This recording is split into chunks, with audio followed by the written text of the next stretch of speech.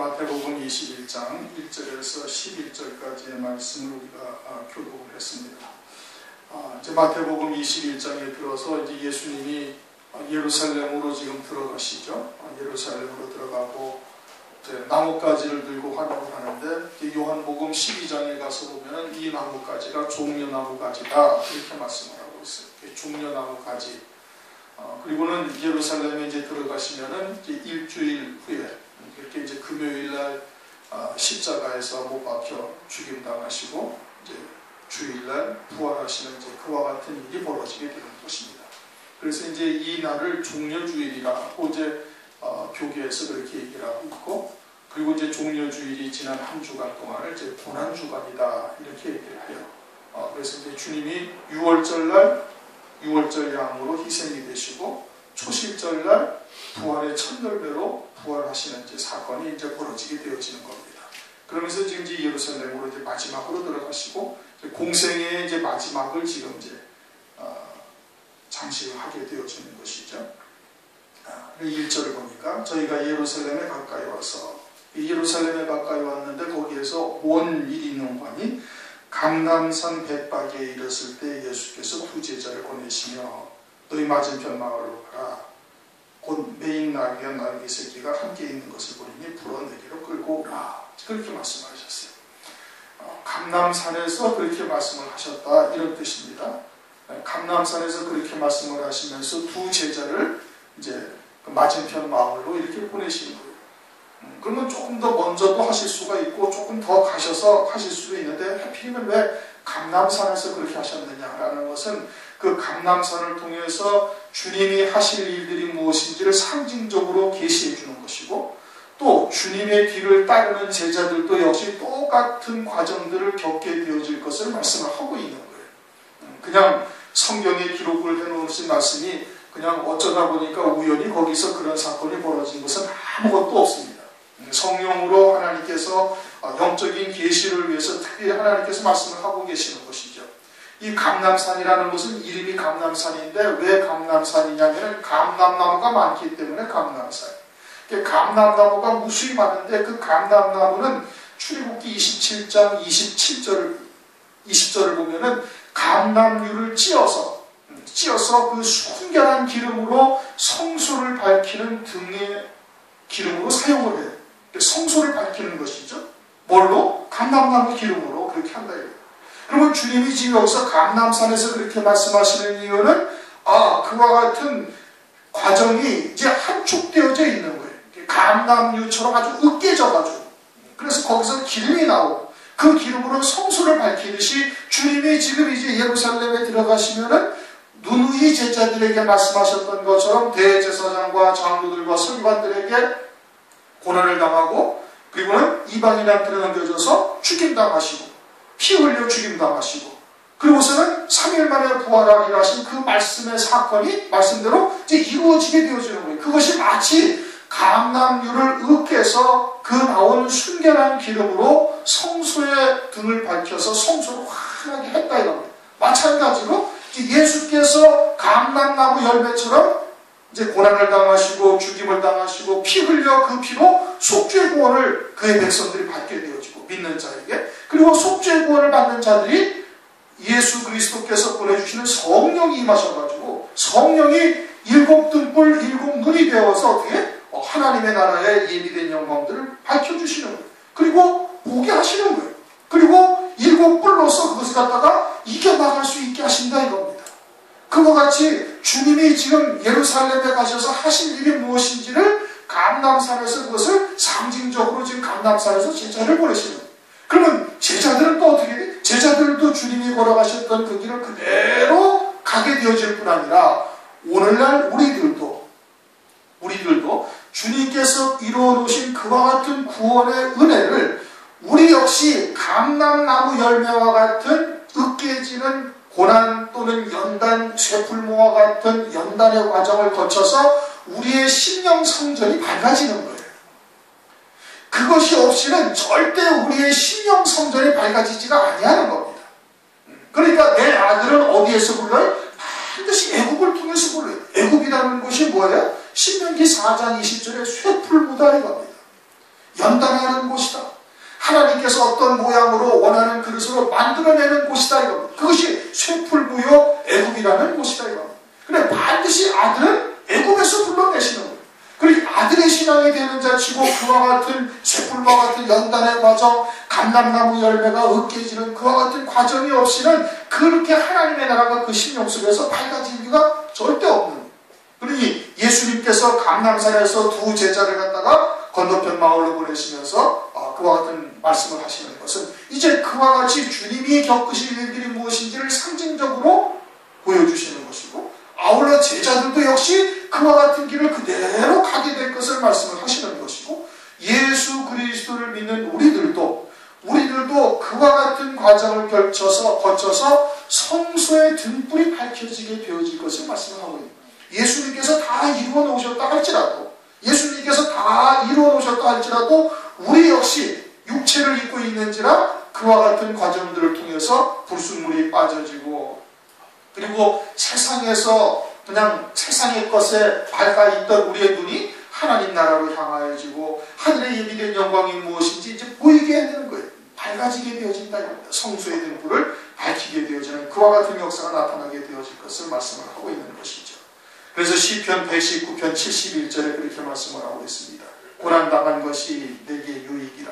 이로 인하여 내가 주의 율례를 배우게 되었나이다. 고난이 없이는 그와 같은 영광이 무엇인지를 깨닫지 못하는 거예요. 그러므로 이와 같이 감람산 대박에 있을 때 예수께서 두 제자를 보내셨다. 그냥 쓴 것이 아니에요. 이제는 예루살렘에 다 왔구나. 그러니까 이제 그냥 말씀에 기록된 대로 나귀의 새끼를 갖다 타고 가야 되니까 가서 나귀 새끼를 가져오더라. 이런 말씀이 그냥 아니다 이겁니다.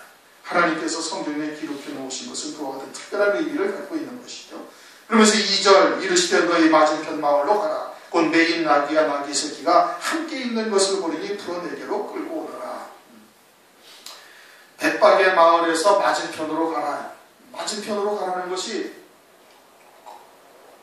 그냥 단순히 건너편 마을에 가서 보면은 나귀 새끼, 어미와 묶여있는 나귀 어미와 그 새끼가 있습니다. 그 어미가 묶여있으면 새끼는 도망가 딴 데로 갈 수 있어요? 절대 못 가는 겁니다. 짐승들을 딱 끌고 가는데 대장된 짐승만 딱 끌고 가면 나머지 그 대장 밑에서 쫓아다니던 짐승들은 다 따라오게 되어져 있는 거예요. 그러니까 어미가 지금 묶여있어요. 어미가 묶여있으니까 새끼는 자유로워요? 아니면은 묶인 자나 진배 없어요? 묶인 자는 진배가 없는 거예요. 그러니까 메인 나귀와 새끼를 풀어서 끌고 오라 이게. 건너편 마을에 가면은 반드시 묶여있는 어미 나귀가 있고 그 새끼가 있는데 그것을 풀어오라 이겁니다. 주님에게로 풀어오라. 그럼 이것이 단순한 건너편을 말씀하시는 것인가? 단순한 맞은편을 말씀하시는 것이냐? 그런 뜻이 아니다 이겁니다. 거기는 반드시 묶여있는 나귀가 있는 곳이고 주님이 있는 곳은 그런 곳이 아니다 이겁니다. 주님은 복음이죠. 복음이에요.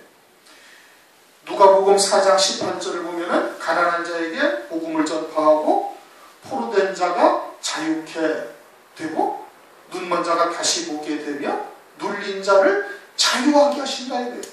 주님이 이 땅에 오셔가지고 십자가 위에서 고난당하시고 부활하시는 온전하신 뜻은 뭐예요? 눌린 자, 포로된 자를 자유하게 하는 거예요. 무엇에 눌리고 무엇에 그냥 포로가 되어져 있어요? 율법에 눌리고 세상의 것이 포로되어져 있는 자들을 주님께서 자유하게 하시는 것을 말씀을 하고 있는 거예요. 그러니 주님은 복음이다 이겁니다. 그래서 갈라디아서 4장에 가면은 이삭과 이스마엘을 비유로 설명하시는 거예요. 아브라함이 그냥 실수로 그냥 또 마귀의 역사로 그냥 하갈에게 그렇게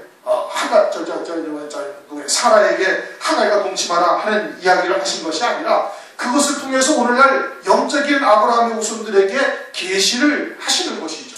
하갈은 종이다 이거예요. 그리고는 종의 아들은 역시 종인 거예요. 그들은 육체를 따라놨다. 그렇게 갈라디아서 4장에 말씀하시고 사라는 약속의 자녀예요. 자유하게 하는 여자다.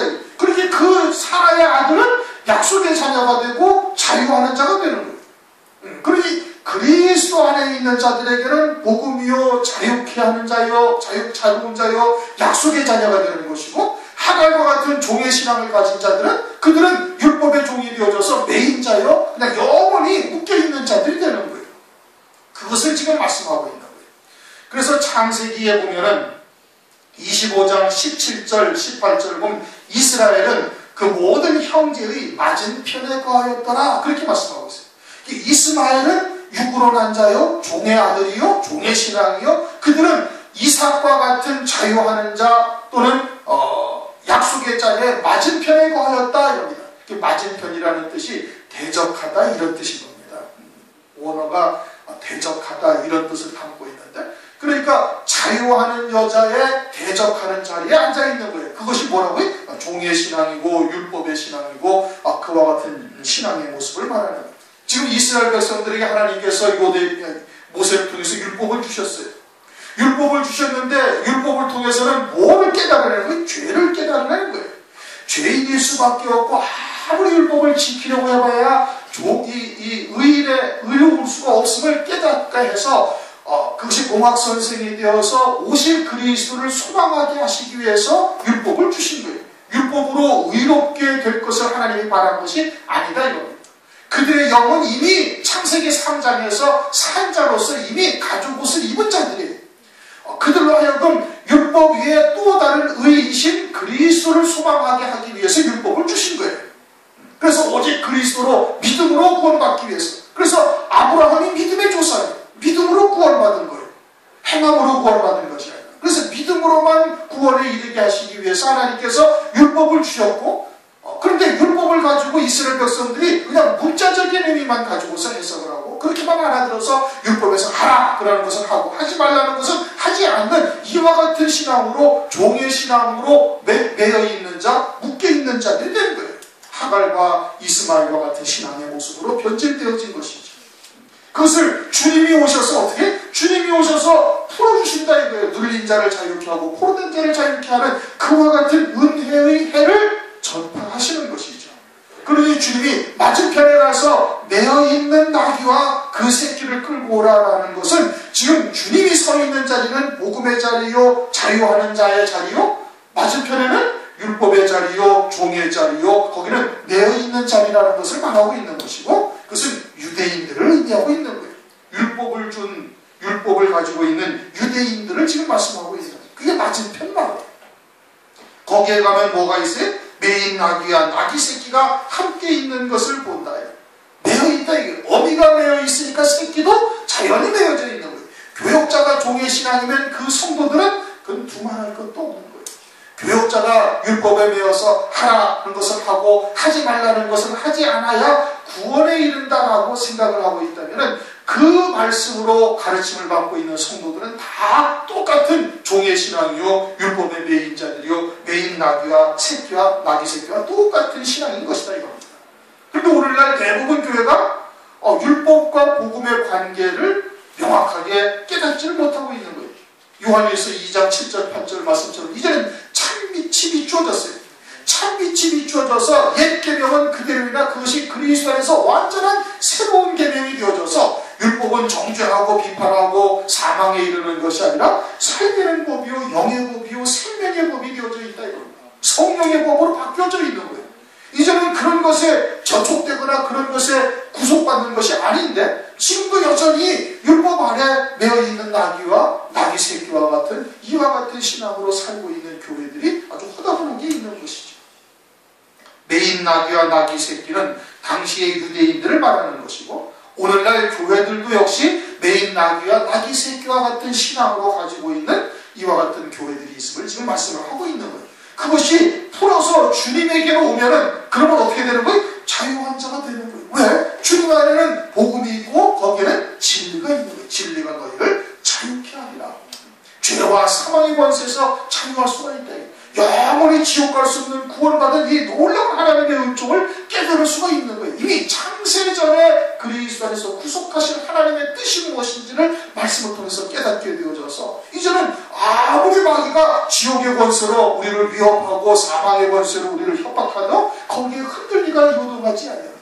또는 죄로 인해서 우리를 갖다가 죄책감을 주고 죄로 인해서 슬럼프에 빠지게 하고 죄로 인해서 그냥 구렁텅이에 몰아넣는다 할지라도 그런 것에 흔들리지 않냐고 은혜의 보좌 앞에 단단히 나올 수 있는 이 특권을 하나님께 주님께서 우리에게 주신 거예요. 그래서 풀어서 내게로 끌고 오라 이겁니다. 그냥 가다가 보니까 우연히 예루살렘에 가까이 왔고 하나님의 말씀에 짐승의 새끼를 타라고 스가랴서 9장 9절의 말씀을 하셨으니 이제 그 말씀을 이뤄야 되겠다 하셔가지고 하신 것이 아니다 이거예요. 그런 뜻이 아닌 거예요. 유대인들이 율법의 종이 되어져서 살고 있는 것을 말씀을 하시는 것이고 주님에게로 오면은 복음이요 진리 안에서 자유한 자가 된다는 것을 말씀하고 있는 것인데 오늘날 교회들도 역시 마찬가지로 매인 나귀와 나귀 새끼와 같은 이와 같은 신앙, 율법의 종이 되어져 있는 이와 같은 신앙, 하갈과 이스마엘과 같은 자세에 그냥 있음을 지금 말씀하고 있는 거예요. 그것을 풀어서 내게로 끌고 오라. 누구에게로? 주님에게로. 거기에는 뭐가 있어요? 자유가 있는 거예요. 약속의 자녀요, 언약의 자녀요. 자유하는 여자에게서 난 아들이 된다. 그것을 지금 말씀하고 있는 거예요.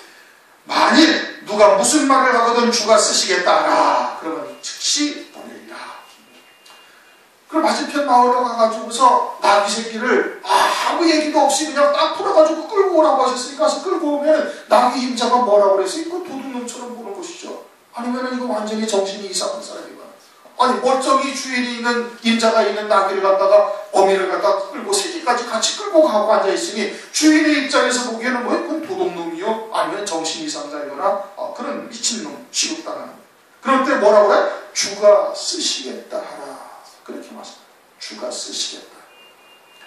모든 만물의 주권자가 누구예요? 주님이에요. 모든 만물을 누가 지으셨어요? 주님이 지으셨어요. 눈에 보이는 육체만 지은 것이 아니라 그 안에 있는 혼도, 짐승들의 혼도 누가 지었어요? 주님이 지으신 거예요. 우리들의 영도 누가 지으셨어요? 주님이 지으셨어요. 우리의 생명은 아버지께서 낳으셨지만 우리의 영도 말씀으로 지으셨고 모든 짐승들과 만물들의 혼도, 생물들의 혼도 누가 지으셨어요? 주님이 지으셨어요. 그러니 주인이 누구예요? 참 주인은 주님이 주인이고 나귀의 임자는 잠시 주님의 것을 맡아가지고 있는 거예요. 맡아가지고 있는 거예요. 그러니 진짜 주인은 누구예요? 주님이시다. 그러니 주가 쓰시겠다 하라. 그러면은 즉시 보낸다 이겁니다. 나의 주인도 누구예요? 주님이시에요. 더군다나 이제는 그리스도께서 피로 값주고 사신 바 되셨다 이겁니다. 고린도후서 5장 15절을 보면은 이제는 주께서 너희를 위하여 대신 죽으신 것은 왜 죽으셨느냐? 이제는 너희 자신이 너희 자신을 위하여 살지 아니하고 너희를 위하여 대신 죽었다가 사신 자를 위하여 살게 하려 함이라. 그렇게 말씀을 하고 있어요. 그러니 우리를 그리스도인으로 불러서 죄사함의 구원의 은총을 베풀어 주시고 아버지 하나님 나라의 하늘나라의 아버지께서 예비하신 영광이 무엇인지를 보여주시면서 우리에게 하나님 나라의 하늘에 속한 자로 살게 하시는 것은 무엇을 위해서 누가 주인된 삶을 살게 하기 위한 거예요? 주님이 나의 주인이 되는 거예요.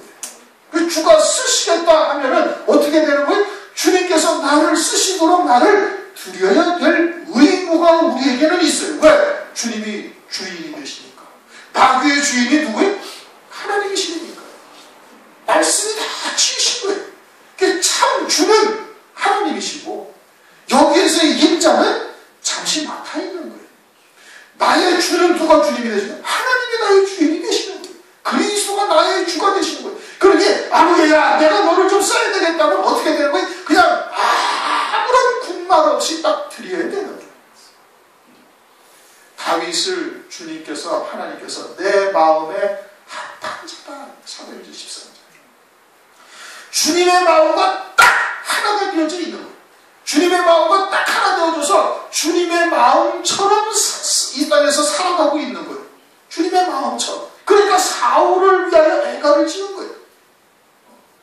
우리 같으면 어떻게 했어요? 그냥 응답받았다고 하나님께서 우리의 기도를 들어주셨다고 응답받았다고 할렐루야 찬양하고 뭐 그러겠죠. 그런데 다윗은 그러지 않냐고 그 10여 년 동안이나 쫓아다니던 사울이 죽었는데 어떻게 했어요? 하나님 앞에 애가를 지었다는 거예요. 애가를 슬퍼하며. 왜? 하나님이 슬퍼하시니까. 하나님이 사울이 회개할 수 있도록 10여 년 동안을 기다리신 거예요. 그렇죠? 얼마든지 금방 딱 데려가실 수가 있다니까. 다윗을 뿔로 기름을 딱 부어서 다윗을 하나님께서 예선한 자로 왕으로 이스라엘 왕으로 이미 기름 부어버렸어요. 이미 뒤로 모습에 사울은 그 즉시로 딱 숨을 거두게 하셔도 전혀 문제가 없는데 하나님께서 10여 년 동안을 기다리고 계시는 거예요. 그런데 12년 동안은 계속해서 하나님을 대적하고 하나님께서 기름 부은 다윗을 죽이려고 온 방법을 쓰고 다녔던 것 아니겠어요. 그렇게 회개할 기회를 주었음에도 회개치 아니하는 사울을 보면서 하나님이 애통해 하시니까 한 영혼도 멸망받기를 하나님께서 원치 않으시는 그 중심과 다윗이 딱 하나가 되어져 있는 거예요. 완전히 다윗은 하나님의 마음으로 살고 앉아있다 이겁니다. 우리를 하나님께서 그렇게 쓰시기를 원하는 거예요. 우리의 마음과 생각까지도 다 내려놓고 그리스도 앞에 무릎 꿇게 하고 복종케 하고 너희의 복종이 온전케 될 때 복종치 아니한 것들을 벌하려고 예비하는 중에 있다. 고린도후서 10장 6절 5절에 그렇게 말씀하고 있지 않습니까? 주가 쓰시겠다. 우리는 주님이 그렇게 말씀하시면 다 드려야 되는 거예요. 주님이 쓰시겠다. 그런다면 그냥 나를 주님 앞에 딱 드릴 수가 있어요. 그렇게 해서 여러분 예배 나온 거 아니에요? 그러려고 지금 그걸 예배에 그렇게 해서 주님 앞에 나와서 하나님께 지금 드려지고 있는 거예요. 모든 것이 다 주님의 것이라는 것을 고백을 하며 주님께서 쓰시겠다 할 때는 그냥 드릴 수 있는 자가 돼요. 그러니까 임자가 어떻게? 그냥 아무 말 없이 그냥 그대로 내요. 4절 이는 선지자로 하신 말씀을 이루려 하시니라. 선지자로 이미 예언된 말씀을 주님을 통해서 이루시는 거예요. 주님을 통해서. 오늘날도 역시 마찬가지로 말씀을 주님이 이루어 가신다 이겁니다. 장차 환난 때도 말씀을 이루어 가시는 거예요. 그러니까 나를 향하신 하나님의 뜻이 무엇인지, 하나님을 향한 내 뜻이 아니라 나를 향하신 하나님의 뜻이 무엇인지를 깨닫고 믿음으로 하나가 되어져서 연합되어져 있으면은 하나님께서는 그 말씀을 믿는 자에게 그 믿음대로 하나님께서 이루시는 거예요. 말씀을 이루시는 거예요. 내 뜻을 이루는 것이 아니라 아버지의 뜻을 반드시 이루신다 이겁니다. 그러니 나를 향하신 하나님의 뜻이 무엇인지를 아는 게 중요한 것이고, 알았으면 그 말씀과 믿음으로 하나 되어지는 것이 중요한 거예요. 믿음으로 하나가 되어져서 이제는 내가 산 것이 아니라 내 안에 계신 그리스도께서 사시는 삶이 되어져서 살아가면 그 말씀대로 반드시 하나님께서 이루신다. 신실하신 하나님, 변혁치 아니하시는 하나님이세요. 하나님은 이향 믿으신 거예요. 그러니 우리가 때로는 좀 실수한다 할지라도 하나님께서는 그 말씀을 믿는 믿음을 보시고 그 말씀대로 이루시는 은혜를 우리에게 베풀어 주신 거예요. 말씀을 이루시는 거예요. 5절 시온의 딸에게 이르기를, 시온 딸에게 이르기를 네 왕이 네게 말하니, 네 왕이라는 것은 누구를 말하는 것? 그리스도를 말하는 것이죠. 네게 말하니 그는 겸손하여 나귀 곧 멍에매는 짐승의 새끼를 탔도다 하라. 나귀를 탔다 이겁니다. 왕이라면은 힘을 상징하는 말을 타는 것이 일반적인 통례예요. 근데 말을 타지 않냐고 나귀를 탔다라는 것은 그것은 겸손한 의미다. 그럼 누구 앞에 겸손해야 되는 거예요? 아버지 앞에 겸손한 것을 말하는. 그럼 우리들은 어떻게 된다면 우리도 늘 하나님 앞에 어린 양이 되어져야 할 것을 말합니다. 왜? 하나님의 은혜로만 사는 자이기 때문에 그렇다. 하나님의 은혜 없이는 구원은 도저히 있을 수가 없는 길인 거예요. 우리가 천당 가는 구원이라든지 하늘나라에 예비하신 영광을 누릴 수 있는 은혜라든지 이것은 다 하나님의 은혜로 되는 거예요. 그러니 하나님 앞에 겸손한 자가 되어야 돼요. 그래서 낙이 곧 멍에 매는 짐승의 새끼를 탔도다. 새끼를 탔다는 거예요. 아직 어미한테 붙어있는 새끼를 탄 거예요. 그게 성체로서 자기 혼자 돌아다니는 것이 아니라 아주 연약한 새끼인 거예요. 아직도 아무 사람도 타보지 아니한 새끼. 아직은 젖도 떼지 아니하는 새끼. 그런데 거기에 어른이신 아주 장성하는 분이신 주님이 33세의 성장한 장성한 분이 올라가서 딱 타시는데 새끼를 탈 수가 있어요? 없어요? 새끼가 그 힘을 견딜 수가 있어요? 없어요? 못 견디는 거예요. 그런데 새끼를 타고 어떻게 하시는 거예요? 예루살렘에 가시는 거예요. 그러면 새끼의 힘으로 가는 거예요? 주님의 힘으로 가는 거예요? 주님의 힘으로 가는 거다. 우리가 하나님의 말씀을 믿는 믿음으로 사는 자가 되어야 되는 거예요. 하나님의 말씀은 곧 전능하신 하나님이신 거예요. 그 말씀이 우리에게 힘이 되고 그 말씀이 능력이 되셔서 그 말씀이 우리를 이끌어 가시는 것이지 우리의 의지나 우리의 힘이 또는 가는 것이 아니다 이거죠. 그러니 낙이 새끼를 탔다. 우리가 낙이 새끼와 같은 것이죠. 낙이 새끼와 같은. 짐승의 새끼를 타도다 하여금 제자들이 가서 예수의 명하신 대로 하여 나귀와 나귀 새끼를 끌고 와서 가가지고서는 주님이 명하신 대로만 하셨다는 거예요.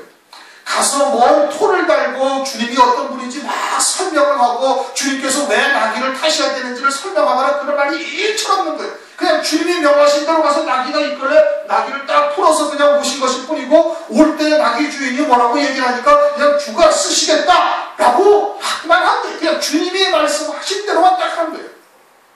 그런데 오늘날 하나님의 말씀을 하나님의 말씀하신 대로 말씀의 뜻을 그대로 전하기만 하면 되는데, 여기에 사람의 생각을 자꾸 집어넣는 거예요. 이렇게 하면 더 잘 설득력이 있고, 저렇게 이야기하면 많은 사람들의 말들과 같이 어떤 공감대가 형성이 될 수가 있고, 이거는 아니다. 하나님의 말씀은 하나님의 말씀하신 대로 그대로 전하기만 하면은, 그러면은 그 말씀이 역사를 하시는 거예요. 그 말씀이 하나님이 되시고, 그 말씀이 능력이 있어서 그 말씀이 우리의 마음과 생각을 사로잡고 결박하고 이끌어 가셔가지고 그 말씀대로 이루시는 능력을 하나님께서 베푸시는 거예요. 그런데 자꾸 우리가 여러 가지의 생각을 거기다가 집어넣으니까 말씀의 능력이 나타나지가 않아요. 그러니까 말씀 그대로 가서 명하신 대로 했다. 우리에게도 말씀하신 그대로 받아들이면 되는 거예요. 그러면 나귀와 나귀 새끼를 끌고 와서 자기들의 겉옷을 그 위에 펴고 얹으며, 예수께서 그 위에 타시니 무리의 대부분은 그 겉옷을 길에 펴고, 그래갖고 겉옷을 다 벗었어요. 겉옷이라는 것은 뭘 말하냐면 그 사람의 신분을 말하는 겁니다. 선지자가 약대 털옷을 입죠. 엘리야가 그랬잖아요. 그래가지고 그 털옷을 엘리사가 이어받았고, 그리고는 그것이 신약으로 넘어와가지고 세리완이 약대 털옷을 입었다. 그렇게 성경에 말씀을 하고 있어요. 그 약대 털옷은 무엇을 상징하는 거예요? 선지자의 직분을 상징하는 거예요. 군대에서 별을 딱 달면은 그 별을 보고 절을 하는 겁니다. 그 별을 탄 단자가 찝차를 딱 차면은 찝차에 별판을 딱 들어서 별이 타고 있다는 것을, 별 1개, 별 4개가 타고 있다는 것을 별판을 딱 앞에다가 딱 꽂아요. 그러면 그냥 초병들이 그 별만 보면 쫙 해서 그냥 딱 축하고 딱 격려해요. 뭘 보고 격려하는 거예요? 그 별 보고 격려하는 거예요. 별 옷 딱 군복 딱 벗고 사복 입고 딱 들어가면 그게 별 4개짜리인지 6분 1등병인지 2등병인지 누가 할 겁니까? 모르는 거예요. 별이 그것을 갖다가 보고 격려하는 거예요. 신분을 나타내요. 겉옷이 그와 같다. 그래, 세상에서 우리에게 주어진 여러 가지 직분이나 기타 등등은 다 무엇을 위해서 주님께서 주신 거예요? 주의 일을 위해서 주신 거예요. 그래서 나귀에다가 얹어, 그래서 주님이 깔고 가시는 거예요. 길바닥에다 펴요, 겉옷을. 그래서 주님이 나귀를 타고 그 위를 걸어가시는 거예요. 그 주의 일을 위해서 걸어가시는 그 길에 그 겉옷을 펴고 깔았다는 것은 우리에게 주신 여러 가지의 직분이나 또는 세상에서 얻게 하신 모든 명예나 권세나 재물이나 등등을 다 무엇을 위해서 쓰시나? 주님의 일을 위해서, 주님께서 하고자 하시는 그 일을 위해서 하나님께서 우리에게 허락하신 것이다. 그래, 우리도 주님의 것이요, 우리의 가진 모든 것도 다 누구의 것이다? 주님의 것이다. 그래서 주의 일을 위해서 깔고 펴고 쓰시는 거예요. 쓰게 하시는 거예요. 그리고서는 다른 이는 나뭇가지를 베어 길에 펴고, 8절에 그 나뭇가지가 요한복음 12장에서 이제 종려나무다. 종려나무는 신명기 34장에 승리, 여리고 성읍을 말하는데 그것은 종려의 성읍이고, 여리고 성읍은 하나님의 말씀에 의해서 딱 무너뜨려진 성읍이에요. 하나님이 승리하신 거예요. 승리다 이겁니다. 그래서 종려나무 가지를 들고 막 화로를 하는 거예요. 이거는 지금 주님이 뭐 하신다는 거예요? 승리하신다는 거예요. 사람들이 보기에는 빌라도에게 힘없이 그냥 고난을 당하고 죽임까지 당하고 피 흘려 죽임당하셨지만은, 그러나 그것이 뭐예요? 그것이 승리라는 거예요. 그것이 승리라는 겁니다. 골로새서 2장 15절, 정사와 권세를 벗어버려 밝히 드러내시고 십자가로 승리하셨느니라. 그것으로 말미암아 그의 배 모든 백성들의 죄사함의 구원을 이루시고 부활하심으로 말미암아 예수 그리스도를 믿는 자들에게 그와 같은 부활의 영광이 있게 되어질 것을 우리에게 다 보여주신 거예요. 그렇게 세상의 정세와 권세를 다 드러내신 거예요. 이것은 다 헛거다. 주권자는 누구다? 하나님이시다. 그들이 하나님을 갖다가 못 박아 십자가 위에서 죽여버렸지만, 그러나 결국은 주님이 십자가로 승리하셨다. 그게 종려나무 가지를 들고 환호하는 거예요. 그런데 이 백성들은 그걸 알아요, 몰라요? 모르지. 모르고서 그냥 환호하고 있는 거예요. 이들은 지금 뭘 소망하고 있어요? 이제 이스라엘 예루살렘에 들어가시면 예수님이 다윗 왕과 같은 왕이 되실 것을 이들이 소망하고 있었다.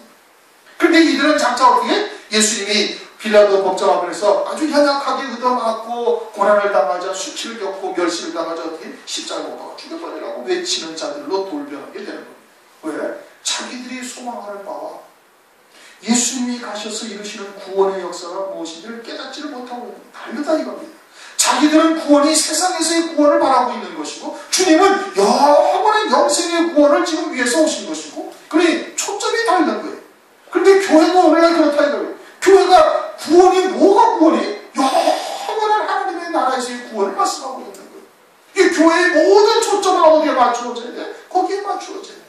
그런데 그것이 아니라 그저 복받고 세상에서 고난당하면 고난이 어떻게 빨리 해결될 것인가를 위해서 금식하고 기도하고 찬양해서 기도하고 기타 등등 헌금을 왜 해? 왜? 세상에서 복받으려고 헌금하고 기타 등등 모든 초점이 다 그렇게 잘못 맞추어져 있는 거예요.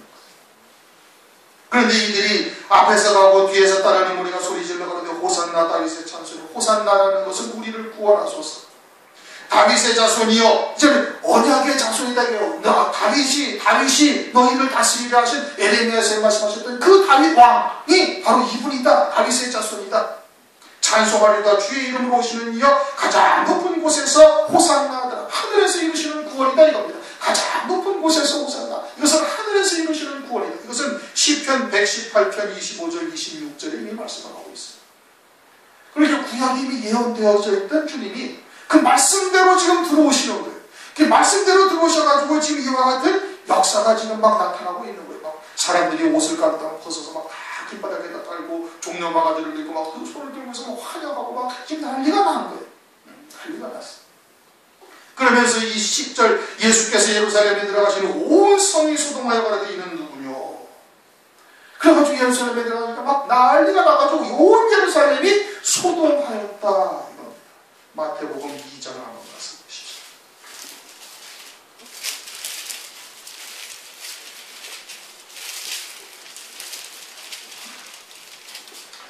2장 1절부터 3절 시작. 헤롯 왕 때에 예수께서 유대 베들레헴에 나심에 동방으로부터 박사들이 예루살렘에 이르러 말하되 유대인의 왕으로 나신 이가 어디 계시뇨? 우리가 동방에서 그의 별을 보고 그에게 경배하러 왔노라 하니 헤롯 왕과 온 예루살렘이 듣고 소동한지라.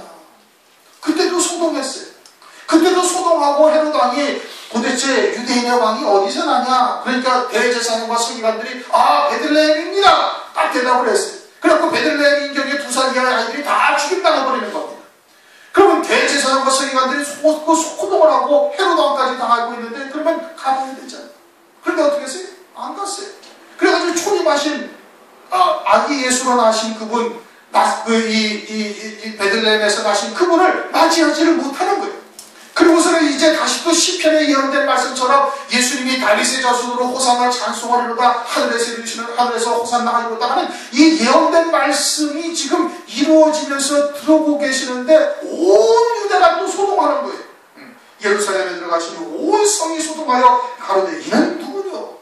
그래서 예수님을 유대인의 왕으로 영접하면 되는데 이때라도. 그런데 유대인의 왕으로 영접치 아니하는 거예요. 왜 안 해? 자기들이 바라던 메시아가 아니다 이겁니다. 자기들이 바라던 메시아가 아니다. 그래가지고 소동을 하고 결국에는 십자가에 못 박아 죽이라. 그렇게 얘기를 하고 있죠. 요한계시록 7장을 한번 가서 보십시오. 요한계시록 7장 9절.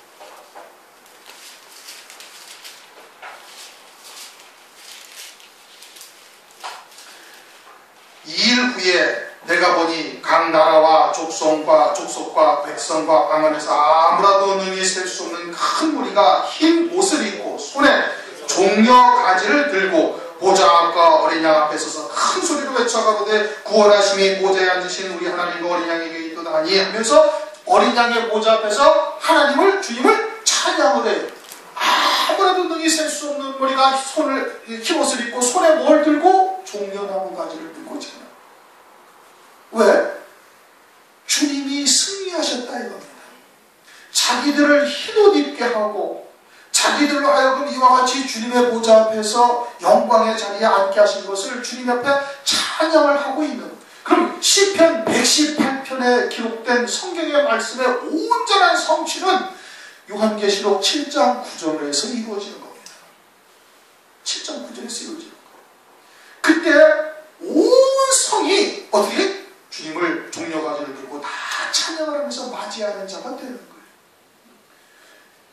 예루살렘 성에 입성하실 때 이와 같이 종려나무 가지를 들고 겉옷을 길에 펴가지고 그 위로 주님이 걸어가게 하셨던 이 무리들, 호산나 다윗의 자손이여 찬송하리다 외쳤던 이 무리들은 결국은 주님의 구원을 받지 못하는 자들이 됩니다.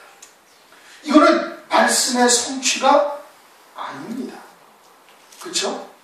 이들은 결국은 주님을 배도하게 되고 주님을 십자가에 못 박으라고 그러고, 그리고선 서기 70년의 유대들이 다 진멸당하며 돌 위에 돌 하나가 남지 아니하도록 아주 완전한 멸망을 당할 때 이들은 다 진멸당하는 자요, 온 세상이 다 흩어지는 자가 되고 유대 나라, 하나님의 나라가 이루어지는 자리에 있지 못한 자들이, 그러니까 이것은 온전한 말씀의 성취가 되는 것이 아니에요.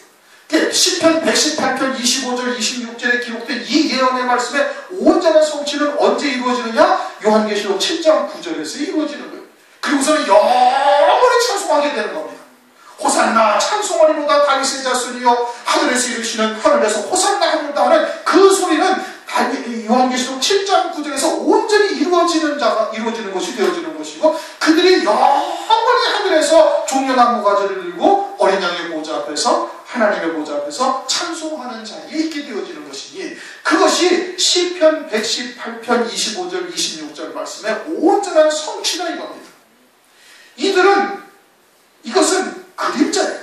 그리고 이들은 온 성이 소동을 했지만 결국은 예수 그리스도를 온전히 맞이하지 못함으로 말미암아 이들은 그와 같은 하나님의 말씀에 성취되는 자리에 앉은 자들이 못 되게 된다 이겁니다.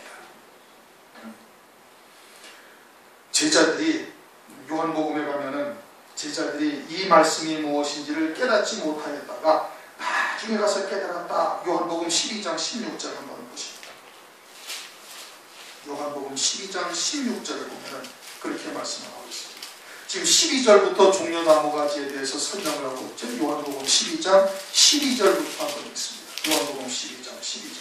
그 이튿날에는 명절에 온 큰 무리가 예수께서 예루살렘으로 오신다함을 듣고 종려나무 가지를 가지고 맞으러 나가 외치되 호산나 찬송하리로다 주의 이름으로 오시는 이 곧 이스라엘 왕이시여다.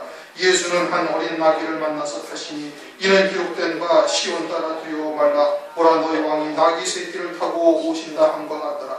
제자들이 처음에 이 일을 깨닫지 못하였다가 예수께서 영광을 얻으신 후에야 이것이 예수께 대하여 기록된 것인가 사람들이 예수께 이같이 한 것인 줄 생각하더라. 아멘. 제자들이 나중에 성령이 임한 다음에 시편에 예언된 말씀이 예수 그리스도께서 예루살렘 입성하실 때를 예언한 것이로라는 것을 그때서야 깨달았다 이겁니다. 아울러 이 말씀의 온전한 성취는 그것은 그림자이고, 예루살렘 성에 입성하실 때 종려나무 가지를 손에 들고 겉옷을 펴서 길바닥에 깔면서 호산나 찬송을 해당하는 것은 이것은 그림자이고, 실상은 무엇이 실상이냐? 요한계시록 7장 9절에 흰옷 입은 무리들이 손에 종려나무 가지를 들고 어린 양의 보좌 앞에서 찬송하는 것이, 이것이 온전한 말씀의 성취다 이겁니다. 그것을 우리들에게 미리 깨닫게 하시고 소망하게 하시고 바라보게 하시는 것이 엄청난 하나님의 은총인 것이고, 그것을 깨닫지 못하는 자들일지라도 환난 날에 순교하게 되면 그때서야 그들도 그 자리에 서서 흰옷을 입고 손에 종려나무 가지를 들고 어린 양의 보좌 앞에서 하나님의 은혜를 찬송하는 그 자리에 서게 되어지면 시편 118편 25절 26절 말씀이 이 때를 위한 것이라는 것을 그때서야 깨닫게 되는 거예요. 제자들처럼. 그런데 오늘날 우리들에게는 미리 알려주신 거예요. 이것은 그림자다 이겁니다. 예루살렘에 입성하실 때 이 호산나 찬송하는 이것은 시편 118편 말씀의 성취지만 결국은 이들은 영원한 하나님 나라에 들어갔나요? 그 영광의 자리에 들어갔나요? 보좌 앞에서 종려나무 가지를 들고 왕으로 입성하시는 주님, 이제 영원한 왕이 되신 주님 앞에서 찬송하는 자리에 섰어요? 못 섰다는 말씀이에요. 그러니까 이것은 뭐예요? 이건 그림자인 거예요. 장차 하나님 나라에서 그와 같이 흰옷을 입고 종려나무 가지를 들고 어린 양의 보좌 앞에서 찬송하는 그것이 온전한 말씀의 성취요 영원히 영원히 찬송하는 그 자리에 서는 자들이 그게 온전한 말씀의 성취인데, 그때 가서 사람들은 이제 그 자리에 섰을 때, 아, 시편의 그 말씀이 우리를 위한 말씀이었구나라는 것을 그때서야 깨닫는다는 뜻이에요. 제자들이 후에 깨달았다는 뜻은. 그런데 오늘날 우리들에게는 어떻게? 미리 알게 하셨잖아요, 하나님께서. 이게 얼마나 큰 은총이 있는 말씀. 그리고 그것을 소망하고 표대를 삼아서 달려가게 하시니 이보다 더 큰 영광이 하나님의 은총이 어디 있느냐. 11절, 무리가 가로되 갈릴리 나사렛에서 나온 선지자 예수라 하니라. 이게 누구냐? 그러니까, 아, 갈릴리에서 나온, 나사렛에서 나온 선지자다. 그래서 나사렛 예수라는 겁니다. 누가복음 1장을 보시면은 1장 26절, 마리아에게 가브리엘 천사가 와서 성령이 임하시고 지극히 높으신 예 능력이 너를 덮으시리니 이름으로 나실 바 거룩한 자는 하나님의 아들이라 하는 이 걸음을 받으려 하는 이 말씀을 어디에서 듣느냐 하면은 나사렛에서 들어요. 누가복음 1장 26절, 여섯째 달에. 어떤 여섯째 달에? 엘리사벳이 세례요한을 잉태한 여섯째 달. 가브리엘이 하나님의 보내심을 받들어 갈릴리 나사렛이란 동네에 가서 요셉과 정혼한 마리아에게 그 말씀을 전함으로써 잉태케 하는 거예요. 그러면 말씀이셨던 성자 하나님이 처음으로 임마누엘 하신 곳이 어디에? 나사렛이에요. 베들레헴이 아니에요. 베들레헴은 나사렛으로 임하신 말씀이 성육신에서 임하신 그리스도께서 세상으로 나온 곳이 베들레헴이에요. 그렇죠? 그러니 말씀이 최초로 임마누엘 하신 곳은 나사렛이라는 동네예요. 그래서 나사렛 예수나 칭함을 받는 거예요.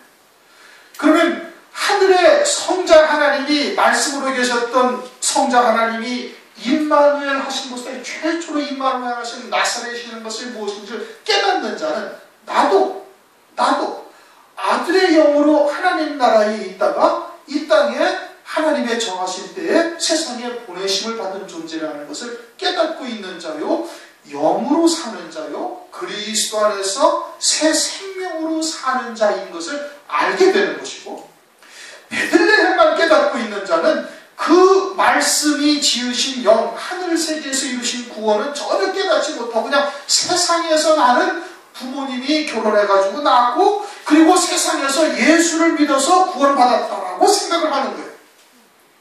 그러니까 종의 신앙에서, 육에 속한 신앙에서 벗어나지를 못하는 자가 되는 거예요. 갈릴리 나사렛에서 나온 선지자 예수라는 것이 무엇인지를 깨닫고 있는 자는 나도 주님과 같이 하늘에 있다가 이 땅에 보내심을 받았고 말씀으로 계시다가 임마누엘 하신 주님처럼 우리도 하늘에 있다가 이 땅에 보내심을 받았다는 것을 깨달을 수 있는 자가 나사렛 예수가 무엇인지를 아는 자인 것이고, 베들레헴에서 탄생하셨다라고만 믿는 자는 그것은 전혀 하늘 위의 세계를 보이지 않냐고, 나는 그저 육체로 이 땅에 나왔다. 부모를 통해서 육체로 나와서 예수의 구원을 믿고 구원받은 자라고 생각을 해서 육으로만 살다가 육으로 끝나버리는 인생이다 이겁니다. 하늘 세계가 보이지 않냐는, 그게 나사렛에서 나온 선지자 예수다. 나사렛 예수라는 것이 그와 같은 의미를 갖고 있는 거예요. 오늘 21장 1절부터 11절까지 여러 가지를 지금 말씀했어요. 여러 가지를 말씀했어요. 맞은편 마을이라는 것이 무엇이냐? 왜 예수님에게 끌고 오라 하시는가? 거기에는 복음이요 자유케 하시래. 오라. 야고보서 5장 1절에 말씀하고 있는 자유케 하려고 너희를 하나님께서 다 부르신 거예요. 자유케 하려고. 그런데 자유가 지금도 없어요. 그저 하라 하면 해야 되는 것이고 하지 말라 하면은 그것을 하면 어떻게? 지옥 간다, 정죄받아, 징벌당한다, 기타 등등 아직도 여전히 매어있는 나귀와 나귀 새끼로 살고 있는 교회들이 많이 있음을 지금 말씀하시는 것이고, 예루살렘에 입성하시면서 종려나 바가지를 들고 이와 같이 찬송하는 것은 이것은 그림자인 것이고, 실상은 언제 있어요? 실상은 요한계시록 7장 9절에서 영원히 찬송하는 자리에 선 자들의 찬송이 그 시편의 실상이 되는 것이에요. 이들은 온 예루살렘 성이 소동하며 난리를 치다가 결국에는 뭐예요? 주님은 십자가에 못 박아 죽이는 자들이에요. 왜 그래요? 베들레헴에서 난 것만 알기 때문에 그러는 거예요. 나사렛 예수가 무엇인지를 모르기 때문에 그러는 거예요. 우리의 근원이 어디서부터 시작되어지는지를 깨닫지를 못하니까, 그러니까 여전히 육체로만 살다가 눈에 보이는 세상 것만 바라보다가 그러한 메시아를 소망하다가 그러다가 망하는 거예요. 그런데 오늘날도 그러한 신앙, 종의 신앙, 그리고서는 세상에서 왕될 것을 바라는 신앙들이 오늘날도 있어가지고 환난전 휴거만 주장하는 거예요. 예수 믿고 고난은 그건 아니다 이러면서. 그렇게 되어져서 결국은 그들은 어떻게 돼? 이제 그들도 현재 소동하는 자리에 앉게 되는 것이죠. 오늘날 하나님께서 우리들에게 그와 같은 은혜를 베푸셨다는 것은 아주 이 세상의 그 무엇과도 바꿀 수 없는 엄청난 하나님의 은혜를 입은 겁니다. 그걸 감사하시고 찬양하시고 믿음으로 받아서 끝까지 승리하시기를 주님의 이름으로 축원합니다. 우리 통성으로 잠시 기도하시겠습니다.